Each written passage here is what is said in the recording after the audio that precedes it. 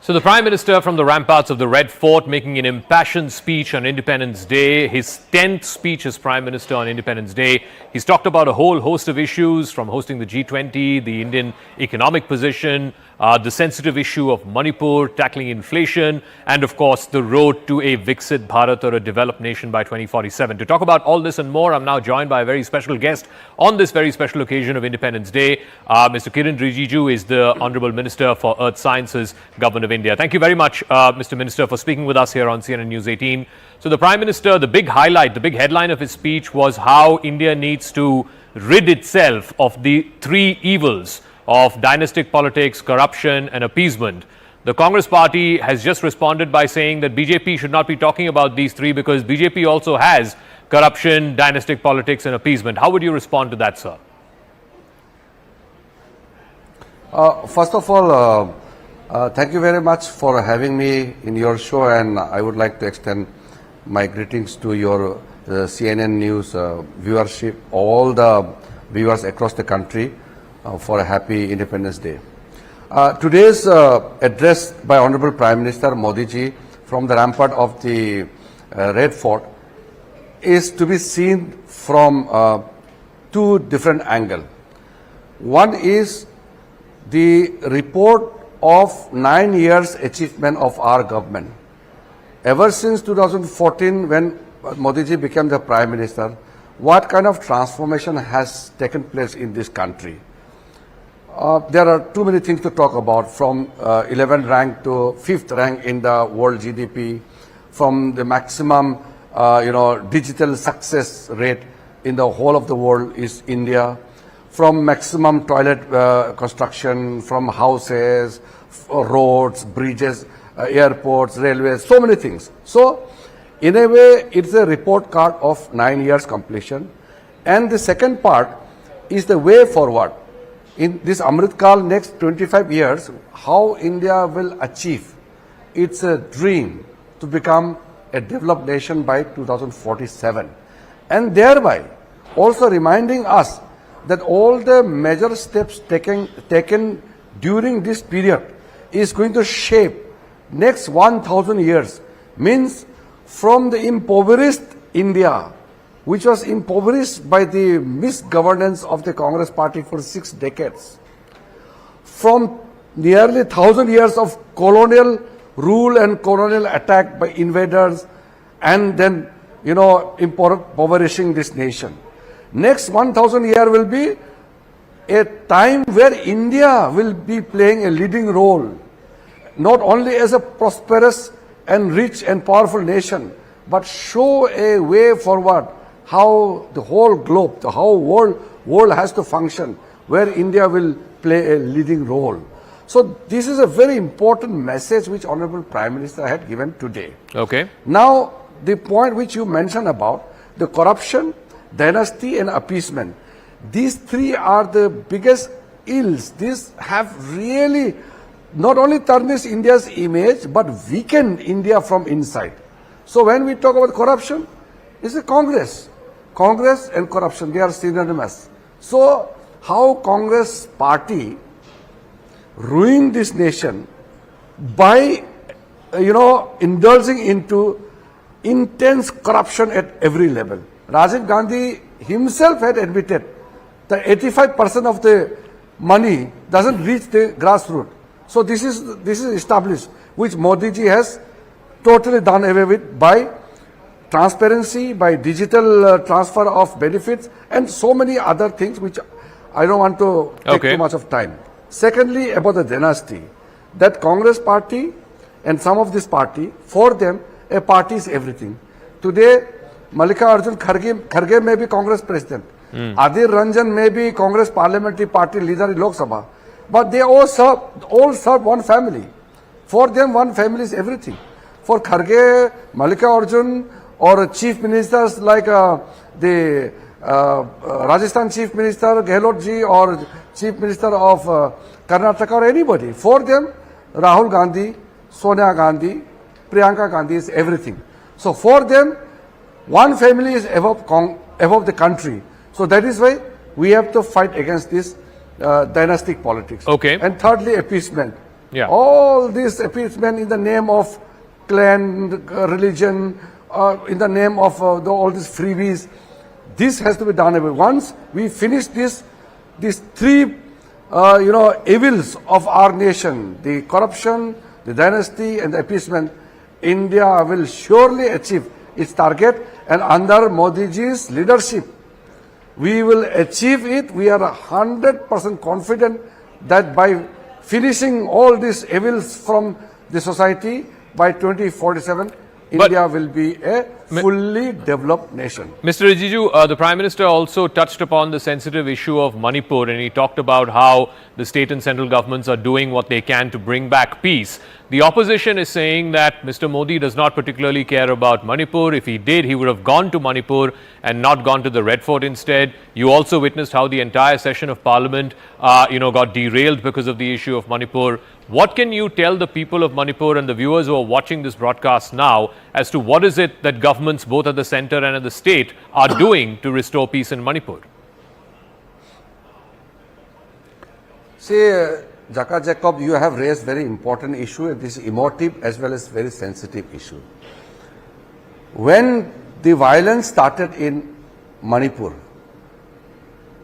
we have been trying to re-establish peace. We are doing everything what is to be done. Our MOS home stayed for 23 days in Manipur. Home Minister Amit Shah ji stayed there for 3 full days and met all members of the society. Prime Minister is monitoring closely all the things happening in Manipur. Please remember, this clash which is happening in Manipur is not between the terrorist organizations and government of India. It is a clash between two dominant communities of Manipur. It is a clash between Meitei community on the one side and Chin, Kuki, Mar, Zhou community on the other side. So it is a long-standing misunderstanding between two communities which has culminated into a very, very violent action. We are very sad.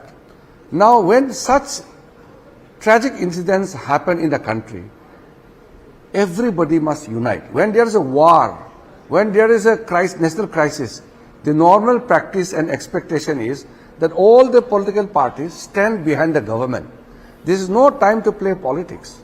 So, when Prime Minister had made an appeal from the floor of the House in the Parliament and from the rampart of the Red Fort, I hope the message will reach to Manipur and the people of the country.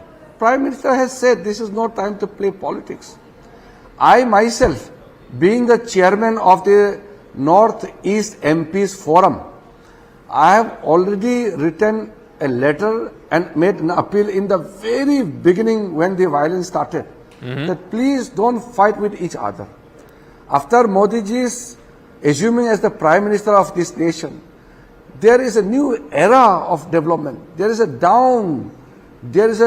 there is a new hope in the Northeast. The militant organizations, which you must be aware of, whether in Manipur or in rest of the northeastern region, all the militant organizations were formed when Congress was ruling this country for 60 long years. Those days, the youths, the people of Northeast, they want to vent their sentiment, but they were not heard. The people in Delhi, the government, the officials, they never gave time to the people of Northeast. People of Northeast are very emotional. Okay. So out of frustration, most of them had to take up arms. They had, went into forest and started using, anti-social activities as a means to show their anger. So after 2014, not a single militant organization was formed. After 2014 up till 2021, more than 8,000 militants have surrendered with weapons. Peace is returned to the Northeast because there is a government in Delhi which is talking to the people. Prime Minister Modi ji has given full priority to the Northeast. Today, Northeast, most of the regions are free from Armed Forces Special Powers Act. The incident in Manipur is not an arms uprising against government of India. It is a conflict and contest between two communities. That is why army cannot just go and fire, which Rahul Gandhi says, please use army and finish the violence in 24 hours. And Rahul Gandhi's words are very objectionable. He said this nonsense going on can be finished by army in 24 hours. How can a member of parliament like Rahul Gandhi use such words? But I am not surprised this comes from Rahul Gandhi. He doesn't have any concern and understanding for the country. He only works with the anti-India group. He works with those people who chant slogans to split Mother India. He works with the Khalistani sympathizers and anti-Indian elements who are working outside India. And this kind of person will not understand what is unity and integrity of the nation. Okay. So, through your channel, I want to make it very clear that we are working very hard to re-establish normalcy in Manipur, and Manipur will see the new era of peace and prosperity again. That is what Honorable Prime Minister has made an appeal. He has given commitment. India stands with Manipur. I also want to ask you, because you come from a border state, a sensitive state, the Prime Minister today also talked about how his sarkar is a mazboot sarkar and our borders are secure, and that, you know, in the past there used to be serial bomb blasts. That is a thing of the past. Nobody talks about that anymore. But the opposition is saying that this same mazboot sarkar is not able to resolve the issue with China. So how do you respond to that, sir? Yeah, these are very, I should say, very sensitive matters they have raised, and Prime Minister has already mentioned in today's speech. If you remember, before 2014, we used to witness serial bomb blasts in Delhi, sometimes in Lajpat Nagar, sometimes in Sarojini Nagar, sometimes near Delhi High Court, sometimes in Connaught Place. In Bombay, you will hear series of bomb blasts in Bangalore, in Calcutta, in Northeast, in UP.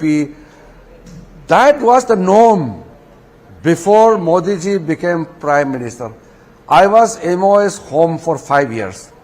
I have dealt with security issue of this country very closely. Barring few incidents in the border area like Pulwama in Uri, barring these few incidents of violence and blasts in the extreme border areas, the whole of mainland, all the major cities have not witnessed even a single bomb blast.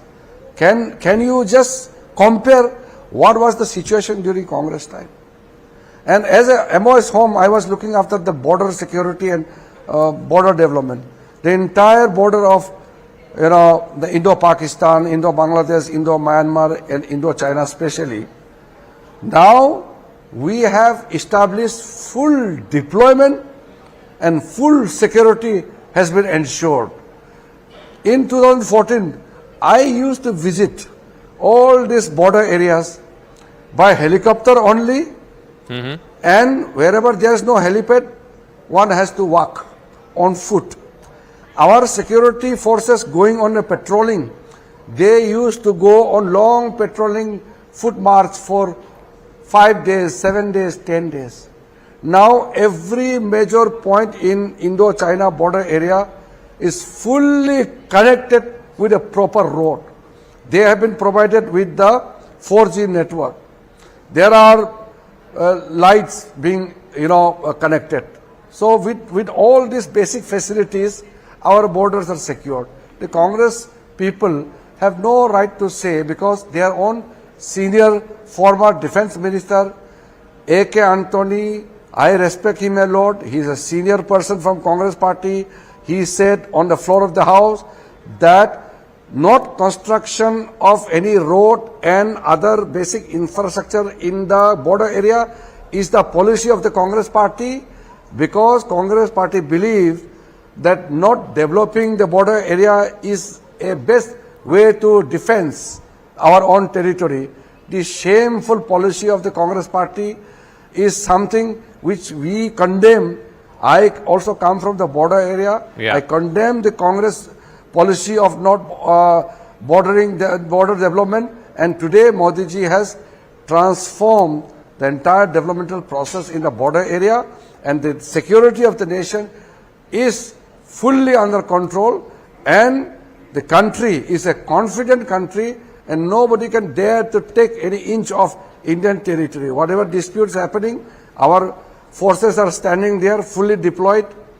Prime Minister is very firm.